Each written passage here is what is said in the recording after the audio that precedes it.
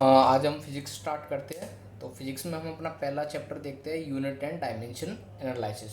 Unit और dimension analysis देखते हैं। तो पहली बात, डायमेंशन एनालिसिस का यूज़ क्या है और हम इसे क्यों करते हैं। तो डायमेंशन एनालिसिस एक मैथमेटिकल टेक्निक होती है जिससे हम अपने मॉडल और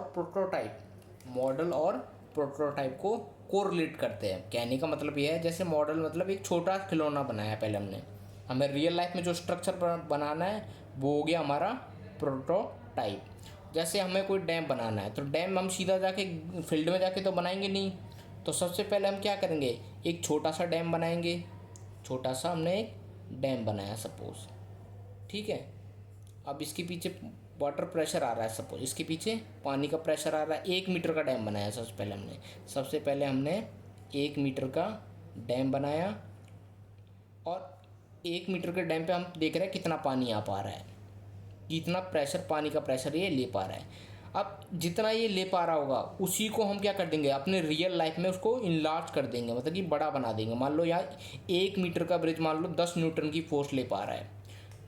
तो जो रियल स्ट्रक्चर है वो मान लो है हमारा 100 मीटर का रियल डैम। तो ये रियल डैम जो लेगा वजन, उसका इसका 10 का 100 से गुणा कर देंगे। एक तरीके से 10 क्या है, एक तरह से 1 मीटर था, अब ये 100 मीटर का हो गया। तो 100 से एकदम सीधा मल्टीप्लाई कर दे तो रियल वाला इतना ले लेगा, मतलब कि 10,000 न्यूटन फोर्स ले लेगा ये पानी का प्रेशर। तो ठीक है, एक तरीके से हम क्या कर रहे हैं, मॉडल हमने बनाया और उस मॉडल को अपने रियल लाइफ से, रियल स्ट्रक्चर से कोरिलेट करते हैं कि भाई ये छोटे वाला हमारा मॉडल इतना ले पा रहा है। अब इसी की सारे डायमेंशन, लेंथ, ब्रेथ और टाइम वगैरह, इन सब को रिलेशन को एक एक रिलेशन सा बनाना कि मैं अपने लेंथ को इतने गुना बढ़ा दूँ, मतलब कि लेंथ यहाँ 1 मीटर है तो उसको 100 गुना बढ़ा दूँ तो ये इतनी फोर्स तो ले लेगा। मान लो 1 मीटर का डैम जब 10 न्यूटन की फोर्स ले पा रहा है तो 100 मीटर का इसको 100 टाइम्स ज़्यादा फोर्स ले लेगा, या पानी का प्रेशर इस पर लग सकता है। तो हम इसमें क्या कर रहे हैं, एक रिलेशन बना दी कि मतलब कि 1 मीटर का डैम जब 10 न्यूटन की फोर्स ले सकता है तो 100 मीटर का 10,000 न्यूटन फोर्स ले लेगा। तो हमने क्या ये बनाया, एक मॉडल हमने बनाया और ये हमने बनाया प्रोटोटाइप। तो एक मैथमेटिकल रिलेशन हम क्रिएट करना चाह रहे हैं, एक मैथमेटिकल रिलेशन हम बनाना चाह रहे हैं अपने मॉडल और प्रोटोटाइप के। तो ये हर चीज़ में एक कोरिलेशन होता है। तो ऐसा नहीं है कि मॉडल हमेशा छोटा होगा और प्रोटोटाइप हमेशा बड़ा होगा, ऐसा नहीं है। जैसे कि हम अगर वॉच वगैरह बनाते हैं, घड़ी बनाते हैं, तो वॉच तो छोटी साइज़ की होती है, लेकिन जब उसका मैप बनाते हैं, जब उसका हम मॉडल बनाते हैं तो मॉडल में हम उसको जूम करके बनाते हैं हर चीज़ को। मॉडल में हम क्या, हर चीज़ को जूम कर देते हैं। तो मॉडल हमारा छोटा भी हो सकता है, प्रोटोटाइप मतलब जो रियल स्ट्रक्चर हम बनाना चाह रहे हैं तो प्रोटोटाइप से हमारा मॉडल छोटा भी हो सकता है और बड़ा भी हो सकता है। तो इसको कोरिलेट करने के लिए मैथमेटिकल टूल है, मतलब कि जैसे लेंथ को हमने, जैसे डैम बनाया तो लेंथ को हमने बड़ा जूम कर दिया एक तरीके से, और वॉच बनाई तो जो जो मॉडल बनाया उसी को छोटा कर दिया हमने, तो हमारी वॉच बन गई। और ये हमारे जो मॉडल बनाएंगे वॉच का वो हमारा बड़ा होगा। तो एक तरीके से हम कर क्या रहे हैं, डायमेंशन एनालिसिस में हम अपने मॉडल और प्रोटोटाइप को कोरिलेट कर रहे हैं। अब मैथमेटिकल डायमेंशन एनालिसिस करते कैसे हैं वो सीखते हैं, जो हमारे एग्जामों में मोस्टली पूछा जाता है। तो हमारी कुछ फंडामेंटल यूनिट होती है वो हमें जानना चाहिए, कि जानना पड़ेगा पहले हमें। फंडामेंटल यूनिट वो यूनिट जो कि इंटरनेशनल स्टैंडर्ड ने डिसाइड कर दिया।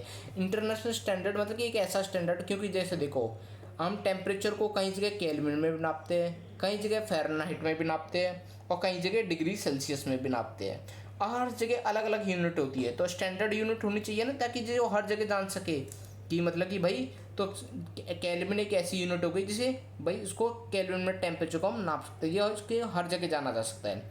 जैसे मीटर को हम, जैसे डिस्टेंस को हम फीट में भी नाप सकते हैं, इंच में भी नापते हैं, कहीं जगह किलोमीटर में भी नापते हैं, कहीं जगह मीटर में। तो मीटर एक ऐसी स्टैंडर्ड है कि मीटर हर जगह मान्य होगा, कि हर कोई इसको जान सके कि हमें क्या, कोई फिट में नाप रहा है तो उसको मीटर में कन्वर्ट करना पड़ेगा ताकि वो हर जगह वैलिड हो सके। तो ये है हमारी स्टैंडर्ड यूनिट।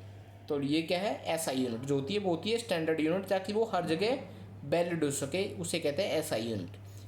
तो ये इंटरनेशनल सारे देश मिले और उन्होंने डिसाइड किया कि भाई कोई ऐसा स्टैंडर्ड हमें तय करना पड़ेगा जो सब जगह यूनिट वैलिड हो, मतलब कि हर कोई जैसे अलग अलग जगह पर अलग अलग यूनिट्स में नापते हैं डिस्टेंस को, तो एक मीटर एक ऐसा यूनिट क्रिएट कर दी कि भाई इसको हर जगह मान्य होगी। अगर कोई फिट में नाप रहा है, कोई इंच में नाप रहा है, तो वो अपना मीटर में उसे कन्वर्ट कर ले ताकि वो हर जगह वैलिड हो सके, ताकि हर कोई इसको जान सके। तो स्टैंडर्ड यूनिट क्या होती है? एक ऐसी यूनिट जो हर जगह मान्य हो। तो जैसे जब डायमेंशनल एनालिसिस हम फॉर्मूला लिखते हैं ना, तो हमें कुछ 7 यूनिट हमें पता होना चाहिए। जैसे फंडामेंटल यूनिट ये 7 यूनिट होती है, 7 यूनिट होती है। पहला जैसे कि है फंडामेंटल यूनिट मास को हम किस में नापते हैं? यूनिट किसकी स्टैंडर्ड यूनिट क्या है? किलोग्राम। सिंबल इसको केजी में नापते हैं, केजी में बोलते हैं, रिप्रेजेंट करते हैं केजी में। और डायमेंशन इसका जो फॉर्मूला है वो है हमारा एम।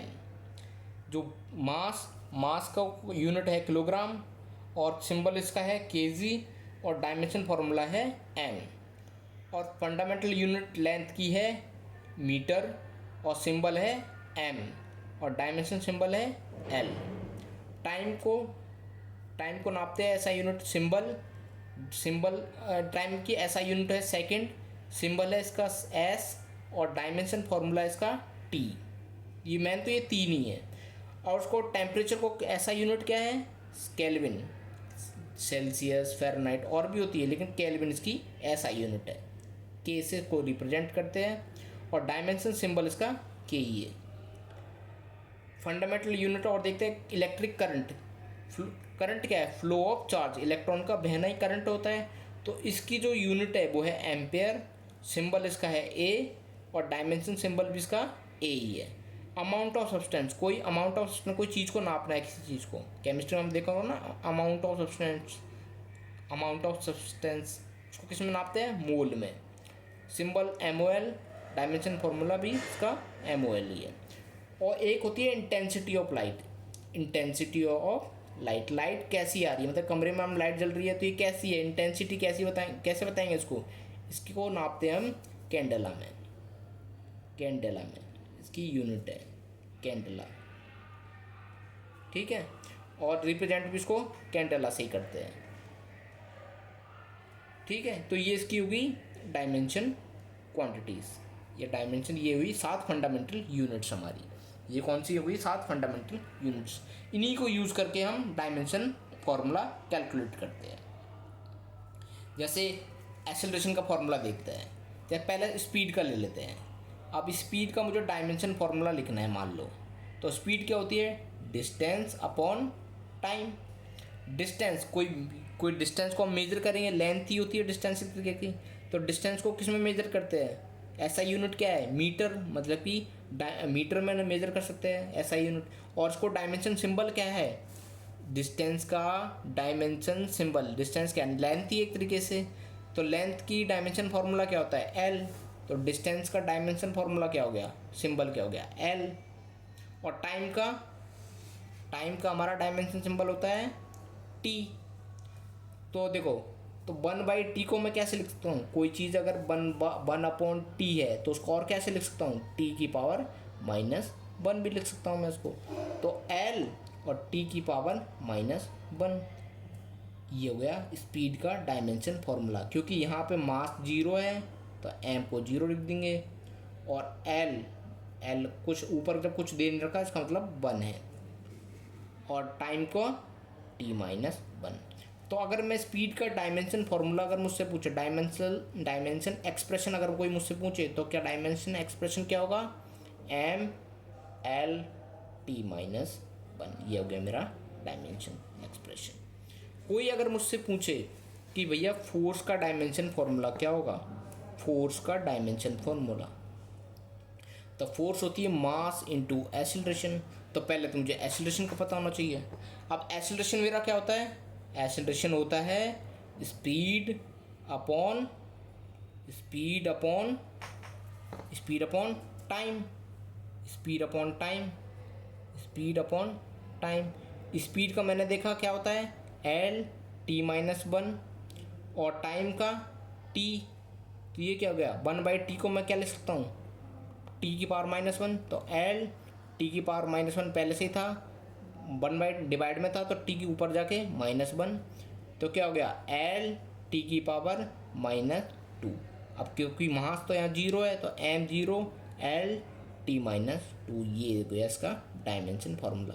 तो मोस्टली जो यूज़ होते हैं वो MLT, मतलब कि मास, लेंथ और टाइम में ज़्यादातर हम यूज कर कोरिलेट करते हैं चीज़ों को। तो ये हो गया हमारा डायमेंशनल एक्सप्रेशन। अब हमने देखो, अब एक्सेलरेशन का मुझे पता लग गया, तो मास का m ही होता है, एक्सेलरेशन का डायमेंशन फार्मूला क्या होता है, डायमेंशन एक्सप्रेशन L t-2।